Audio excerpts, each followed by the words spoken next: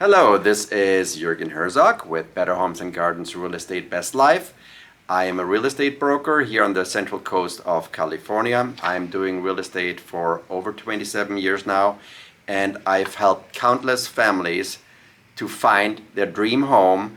And today I thought I might go over some of the biggest mistakes I've seen buyers do when buying a home. The first one is buyers very often don't even know what they can afford, what they can buy. They start looking online, Zillow, Redfin, homes.com, whatnot.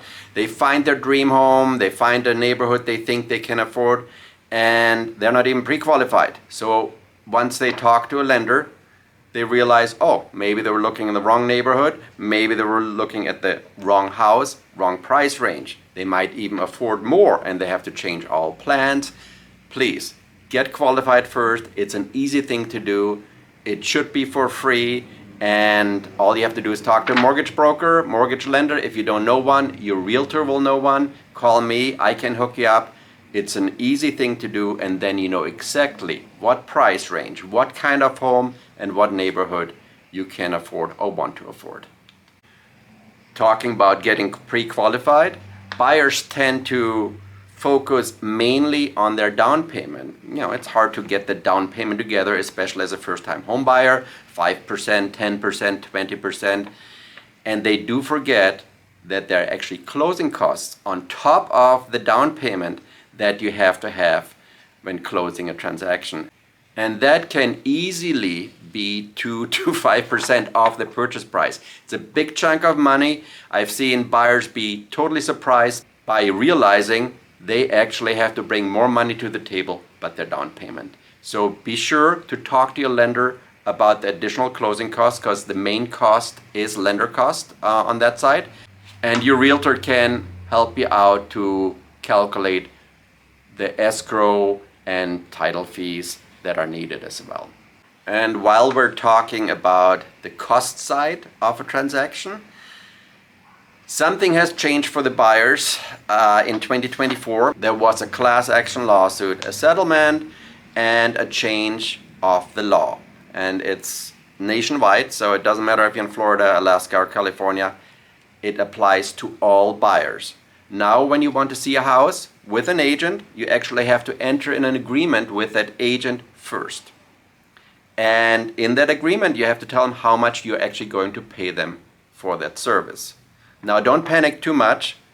Very often, so far in all my transactions, the seller still paid for that fee, but it has to be negotiated.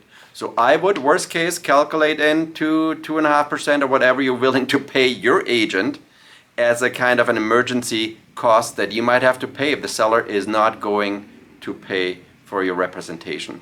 That was the case before 2024. Now you're responsible for it unless you get the sellers to pay for it. Another mistake I've seen buyers do, they see a house, they fall in love with it, and let emotions drive their decisions. It's great to fall in love with your future home, but you still have to look at the finances, how much you are offering to pay, and you still have to negotiate.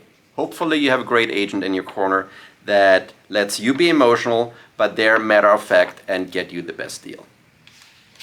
And then I've seen it so many times, buyers buying a home in our area, 700, 800,000 easy, and they don't want to pay a few $100s for inspections.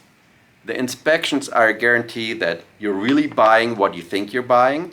And even if the inspections come out all good and nothing's wrong with it, that peace of mind is something you should really invest in. So don't be penny wise and pound foolish. Pay for a home inspection, chimney inspection, and whatever your agent is advising you. This small step of investigating and checking out the property and paying a little money for that can save you thousands of dollars in the long run. Talking about investigating your property, check out the neighborhood. You need to know what school district it is in. You want to probably know what crime rate and things are happening in that neighborhood. Very often as real estate agents, we're not allowed to tell you because we're not allowed to steer you towards a property or neighborhood or away from it. But you can call your police department. You can call the school district to figure out what is the school ranking, or when you talk to some police officers, hey, what is going on in my neighborhood? They will tell you. They're not bound by this code of ethics as we are as brokers. And that way you find out if the neighborhood you're buying in is actually the neighborhood you want to live in.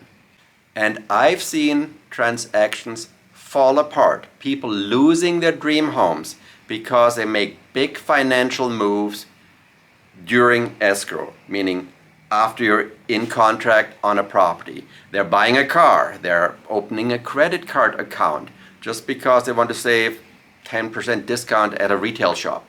And that might impact your credit rating or your debt to income ratio just enough to throw off your whole financing and you getting your dream home. So please do not buy anything big, do not put anything big on a credit card, and do not apply for new credit or credit cards while you're under contract.